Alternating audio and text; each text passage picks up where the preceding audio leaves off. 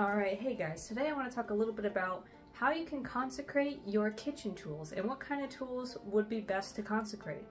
So first things first, right, when we think of kitchen magic, we think of, Scott Cunningham's Encyclopedia of Magical Herbs, beautiful source.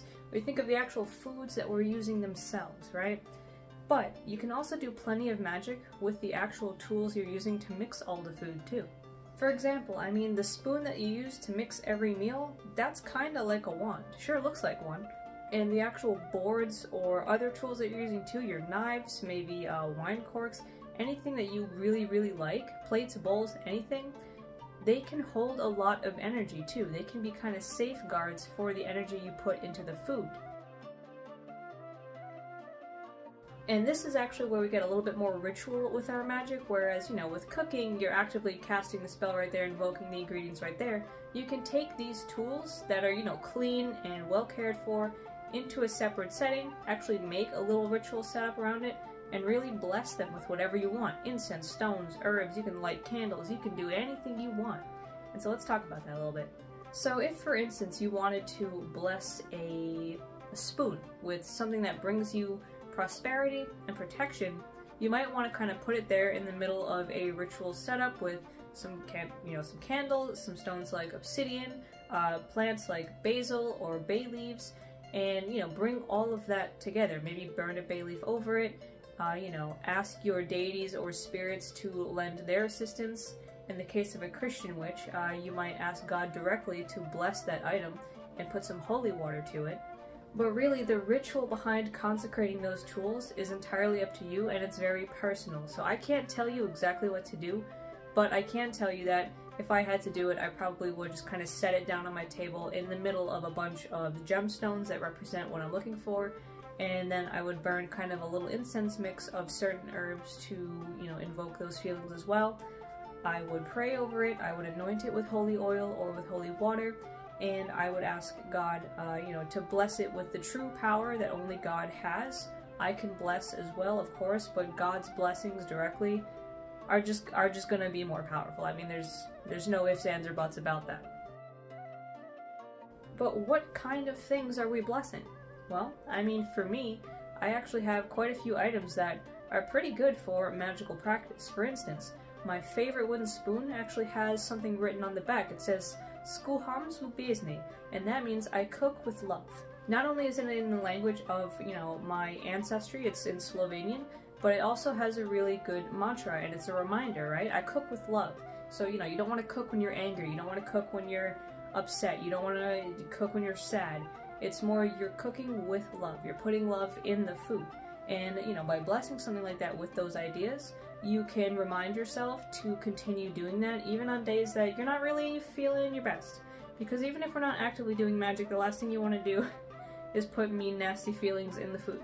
And while there's nothing really special about this thing, my dough whisk, I do use it for every single bread I make. So in that regard, I would bless this with something like prosperity, wealth, I would bless it with healing, anything like that, because bread is kind of a staple item in our home. I'm always making new loaves because we just kind of eat a bunch of it. So might as well kind of bless it with the things we're looking to get and keep on the day-to-day. And of course, it doesn't just have to be an item you use. It can also be something that is sentimental to you. Maybe there is a favorite plate that you really like. For instance, I have these bits of Polish stoneware that just have this really beautiful color and pattern on them. I got them while I was out with my boyfriend. We were in Mystic, Connecticut, and there was this kind of pottery store that was specifically handmade Polish, dishware. It was awesome. And so these are really special. I use these plates all the time. These are my favorite ones to use. With stuff like that, I might think about how I'm feeling and how I want to feel, and I might bless these plates that everything I eat helps remind me to be in that space. Likewise, we also have these cups that we got from my boyfriend's grandmother. His aunt gave us some of these things, and they're really cute cups, and they also hold a generational memory now. Maybe you might bless these kinds of things that were passed down to you with that feeling of community and interconnectedness and family, that you always have a strong-knit family.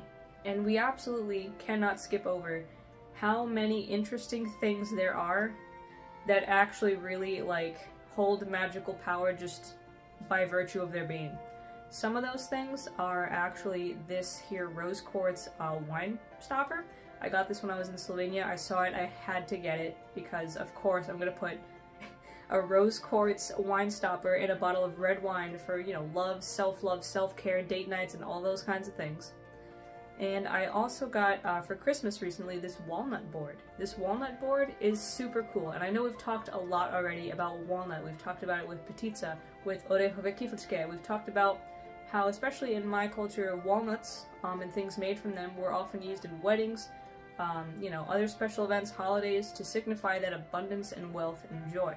So having a cutting board in which all the food is prepared on, blessed and invoked with that kind of, you know, fertility, abundance, and joy in mind, you bet that that's going to be quite the cutting board. And it's also pretty decorative too, so I mean, you could share that love with friends by putting a really nice cheese board on top of it too. There are also things like this mushroom mug that I also got for Christmas, and if you guys go back and remember my talk about this book here, Mushroom Magic, you don't have to necessarily eat the mushrooms to get the fun of the mushroom. This here is actually shaped like a porcini mushroom, and you know, if I wanted to bless that with the mushroom's properties, it would definitely hold a lot of symbolic and meditative significance for me to get, you know, hold on to that while I needed it.